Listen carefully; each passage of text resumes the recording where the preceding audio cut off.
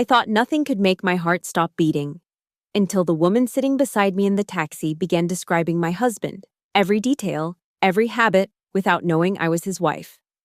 And both of us were heading to the same house. My name is Isabel Hartley, and I am 37 years old. I work as a legal consultant at Westbridge & Co., a private law firm in Rivervale, a mid-sized city where everyone knows everyone else's business.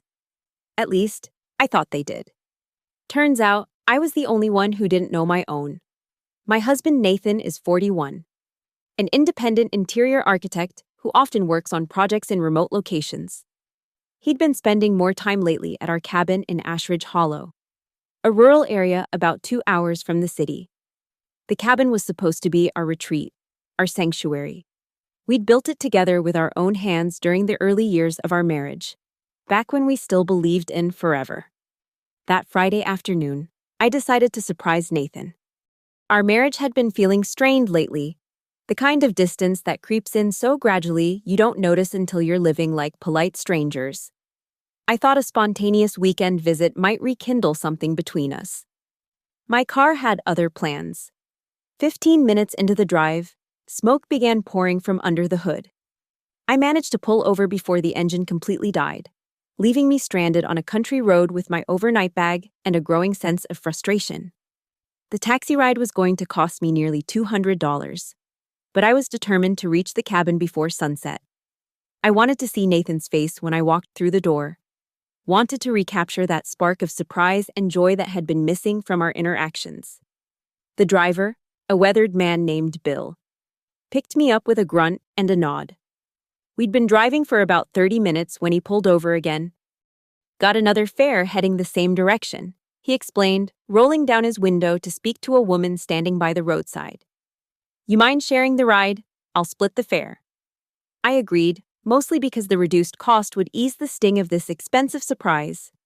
The woman who climbed into the back seat was striking, polished in a way that spoke of money and careful attention to detail. Her auburn hair was perfectly styled despite the wind, and her perfume was expensive, something with notes of jasmine and sandalwood that filled the confined space. Thank you so much, she said, settling into the seat beside me. I'm Clara Monroe. Car trouble? Something like that, I replied, introducing myself simply as Isabel.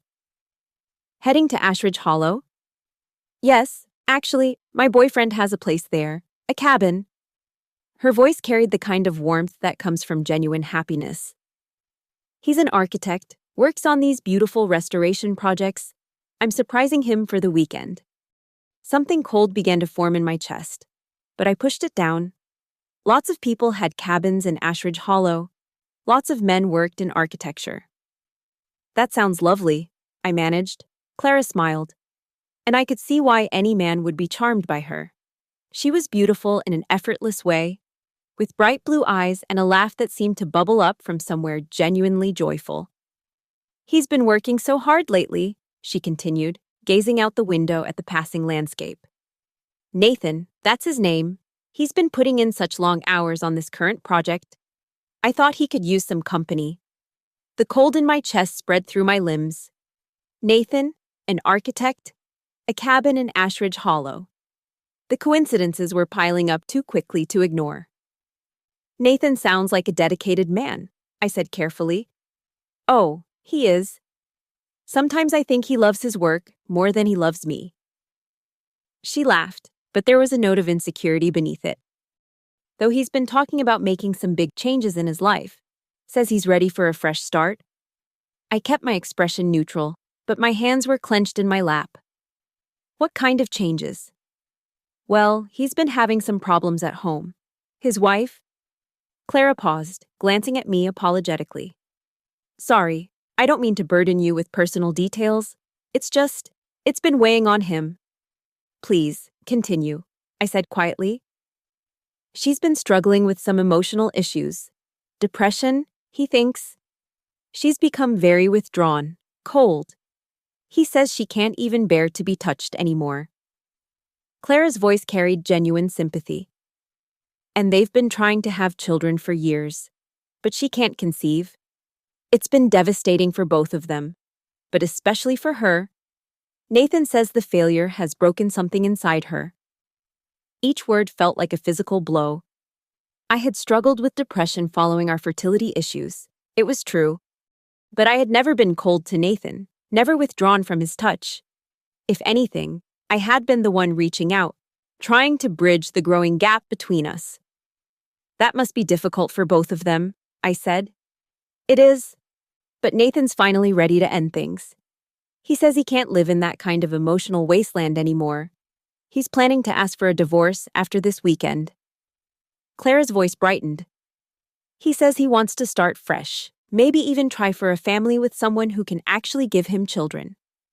The casual cruelty of those words, delivered without malice, simply repeated as fact, nearly made me gasp aloud. I bit down on my tongue, hard enough to taste blood. He's told you all this? Of course. We don't keep secrets from each other. Clara pulled out her phone, scrolling through messages. Look, he sent me the sweetest text this morning. Said he's been thinking about our future together, about the family we could have. She showed me the phone screen. The message was from a contact labeled My Nathan with a heart emoji. I recognized the number. It was my husband's. He sounds wonderful, I said, my voice steady despite the earthquake happening inside my chest. He is. And he's been so patient with me, waiting for him to sort out his home situation. I know it's been hard on him, feeling trapped in a loveless marriage. But he says I make him feel alive again, like the man he used to be. I stared out the window at the familiar landscape rolling by. We were getting close to Ashridge Hollow now, soon. I would see with my own eyes what my marriage had become. How long have you been seeing each other? I asked. 8 months. We met at a coffee shop in the city. He was working on his laptop, looking so focused and handsome. I was having trouble with my computer, and he offered to help. We started talking, and I just felt this instant connection. Clara's face glowed with the memory. He told me later that he knew right away I was special. Said I was everything his wife wasn't, warm, passionate, full of life. And he lives in the city too. No, he stays here most of the time now. Says he can't bear to be home more than necessary. The cabin gives him peace, he says. It's where he can be himself. Clara leaned forward to give the driver directions. Turn left at the next intersection, then it's about a mile down the dirt road. You'll see a mailbox with the name Hartley on it. Hartley. My name. Our name. Actually, I said quietly, I think I'm going to the same place. Clara looked at me with surprise. Really? Are you visiting someone in the area? You could say that. The taxi turned onto the dirt road that led to our cabin. I had driven this route hundreds of times, but never with the knowledge that my husband was waiting at the end of it for another woman. There it is, Clara said excitedly, pointing ahead. Isn't it beautiful? The cabin came into view, exactly as I remembered it. Nathan and I had designed it together, choosing every detail from the stone foundation to the cedar shake roof. We'd planted the garden that now bloomed with late summer flowers. We'd hung the porch swing where we used to sit in the evenings, planning our future. Nathan was waiting on the porch, just as Clara had expected. He was wearing the blue flannel shirt I'd bought him for his birthday, looking relaxed and happy in a way I hadn't seen in months. When he saw the taxi approaching, his face lit up with anticipation. He's so excited to see me, Clara said, gathering her purse. Look at that smile. I watched my husband's face as the taxi pulled up. He was walking toward us, his expression full of joy and love, emotions I hadn't seen directed at me in so long I'd forgotten what they looked like on his features. Clara was already reaching for the door handle when I made my decision. Wait, I said quietly. She paused, looking at me with concern. What's wrong? I think there's something you should know before you get out of this car. Through the window, I could see Nathan approaching, his steps slowing as he noticed there were 2 passengers in the taxi. His smile began to falter. Nathan is my husband, I said simply. Clara's face went completely white. What? The man you've been describing, the one with the emotionally unstable wife who can't have children. That's my husband. And I'm the wife. The color drained from Clara's face so quickly I thought she might faint. Outside, Nathan had stopped walking entirely. He stood frozen on the gravel driveway, his face a mask of horror as he realized what was happening. "I don't understand," Clara whispered. "I think you do," I said gently. "We've both been told stories, haven't we? Different versions of the same situation." I paid the taxi driver and stepped out of the car. Nathan stood 20 feet away, his mouth opening and closing like a fish out of water. Clara remained in the taxi, staring at me through the window. "Hello, Nathan," I said calmly. "I thought I'd surprise you." "Isabel," he managed. "I can explain." "I'm sure you can. You've always been good with words." I walked toward him slowly, my overnight bag in my hand. "Aren't you going to say hello to Clara? She's been telling me all about you." Clara finally emerged from the taxi, moving like someone in a dream. She looked between Nathan and me, her face a mixture of confusion and growing understanding. "You're married," she said to Nathan. It wasn't a question. "Clara, let me explain." "You told me you were getting divorced," she continued, her voice getting stronger. "You said your wife was cold and broken." "She is," Nathan began, then stopped when he saw my face. "Am I?" I asked quietly. "Cold and broken?" Nathan looked at me, really looked at me, for the first time in months. Whatever he saw in my expression made him step back. "Why don't we all go inside?" I suggested. "It's getting cold out here, and I think we have a lot to discuss." I walked past Nathan to the front door, fishing my keys from my purse, the same keys I'd always had to the house I'd helped build, in the life I'd thought I understood. "Isabel, wait," Nathan said, following me. "You can't just—" "Can't what?" I turned to face him. "Can't come to my own home? Can't meet the woman my husband has been introducing as his future wife?" I smiled, and from his expression, it wasn't a pleasant smile. "I think I can, Nathan. I think I can do whatever I want."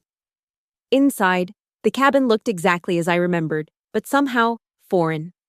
The photographs of Nathan and me had been turned face down or moved to less prominent positions. Fresh flowers sat on the kitchen table, flowers I hadn't arranged. The bedroom door was closed, but I could see a woman's scarf draped over the chair in the living room. "Please sit down," I said to Clara, gesturing to the couch. "Would you like some tea? Coffee?" Clara sank onto the couch, still looking stunned. "I think I need something stronger." "Of course, Nathan. Would you pour Clara a drink? I think she's had quite a shock." Nathan stood frozen in the doorway, watching me move around the kitchen as if I belonged there. Which, of course, I did. "Isabel," he said carefully, "I know this looks bad." "Does it?" I filled the kettle and set it on the stove. "I'm not sure how it looks." "Nathan, why don't you tell me?" Clara found her voice. "He told me he was separated. He said you lived in the city and he lived here." "I do live in the city," I said, setting out 3 mugs.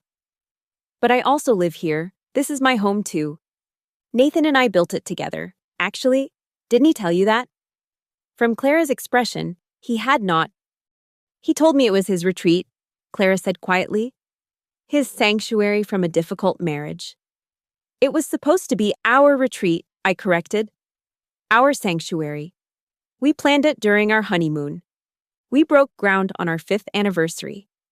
I looked at Nathan, who was staring at the floor. "Do you remember, Nathan? You said it would be our refuge from the world." "Things change," Nathan said, but his voice lacked conviction. "Yes, they do." I poured boiling water into the teapot, though I wasn't aware of how much until today. Clara was looking around the cabin with new eyes, noticing things she hadn't before. The family photos that hadn't been hidden, the books with my name written inside the covers, the throw pillow I'd made by hand, sitting on the very couch where she sat. "How long have you been married?" Clara asked. 12 years in September, I said. "We were high school sweethearts. Isn't that romantic?" Nathan flinched. "Isabel, don't do this." "Do what? Answer questions? Tell the truth?" I set the tea service on the coffee table and sat across from Clara. I think Clara deserves to know the truth, don't you? She's been very honest with me. What did she tell you? Nathan asked, his voice tight. Everything, I said simply.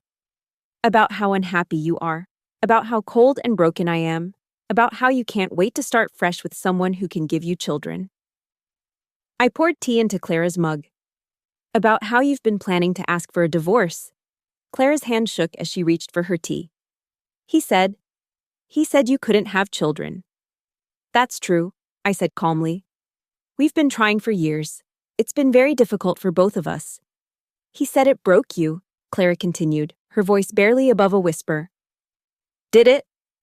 I looked at Nathan. Is that what you think? That I'm broken? Nathan opened his mouth, then closed it. Nothing he could say would make this better. I've been sad, I continued, speaking to Clara. Disappointed. Grieving the children we might never have. But I wasn't broken. I was just human. Clara set down her tea with trembling hands. I feel sick. I imagine you do. Finding out you're the other woman is never pleasant. I sipped my tea, surprised by my own calm. Though I suppose I should thank you. Thank me. For opening my eyes, I've been wondering why Nathan seems so distant lately. Why he was always eager to leave for work. Why he never seemed happy to see me anymore. Now I know. He was comparing me to you. And I was coming up short. Isabel, that's not... Nathan started. Isn't it? I turned to face him. When you told Clara I was cold, what did you mean? When you said I couldn't bear to be touched, what were you referring to? Nathan looked trapped. You know things haven't been good between us. I know you've been pulling away from me for months. I know you've been coming home later and later, leaving earlier and earlier. I know you've been making me feel like I was losing my mind, wondering what I'd done wrong. My voice remained steady, but something in my tone made Nathan step back. I know you've been making me feel like I was the problem. Clara was crying now, quiet tears streaming down her face. I'm so sorry, she whispered. I didn't know. I swear I didn't know. I believe you, I said, and I meant it. Nathan can be very convincing when he wants to be. This isn't how I wanted this to happen, Nathan said desperately. I was going to tell you. When? I asked. After you'd already moved Clara in here? After you'd already filed for divorce? When exactly were you planning to tell me about your new life? Nathan had no answer for that. I think, I said, standing up, that we all need some time to process this. Clara, you're welcome to stay the night. The weather's turning bad, and it's a long drive back to the city. Clara looked at me in amazement. You're inviting me to stay in your home? I'm offering you a safe place to sleep and think about what you want to do next. What you've learned tonight changes everything, doesn't it? Clara nodded, fresh tears flowing. Nathan, I continued, I think you should sleep in your office tonight. Clara can have the guest room. Isabel, we need to talk, Nathan said. Do we? What would you like to talk about? Your lies? Your betrayal? Your complete rewriting of our marriage to justify your affair? I shook my head. I don't think there's anything left to say. That night, I lay in the master bedroom, our bedroom, staring at the ceiling, down the hall. I could hear Clara crying softly. Nathan's office was on the other side of the house, but I knew he wouldn't be sleeping either. I thought about the woman I'd been when I got into that taxi. She seemed like a stranger now, someone naive and trusting, someone who believed in surprises and second chances. That woman had died somewhere between Clara's first mention of Nathan's name and the moment I'd seen my husband's face light up at the sight of another woman. But I didn't feel broken. I felt awake. More awake than I'd been in months. The next morning, I found Clara sitting at the kitchen table, staring into a cup of coffee. She looked like she hadn't slept at all. Good morning, I said quietly. How are you feeling? Like my entire life has been turned upside down, Clara said honestly. I keep thinking about all the things he told me, wondering what was true and what was lies. Probably a mix of both, I said, pouring my own coffee. The best lies always contain some truth. Clara looked up at me. Can I ask you something? Of course. Are you really as cold as he said you were? I considered the question. I don't think so. But I suppose I became guarded over the years. When someone pulls away from you gradually, you learn to protect yourself. Maybe that looked like coldness to him. And the children issue? Real, devastating, but not something I gave up on. I sat down across from her. I was actually looking into adoption agencies. I had an appointment scheduled for next week. Clara's face crumpled. Oh. God. He said you'd given up, that you refused to consider other options. He said a lot of things, apparently. We sat in silence for a moment. Outside, I could hear Nathan moving around in his office, but he didn't come out. What are you going to do? Clara asked. I don't know yet, I said honestly.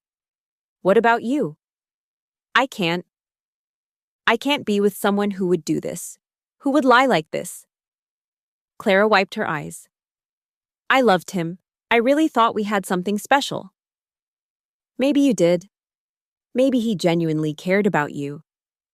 I reached across the table and touched her hand.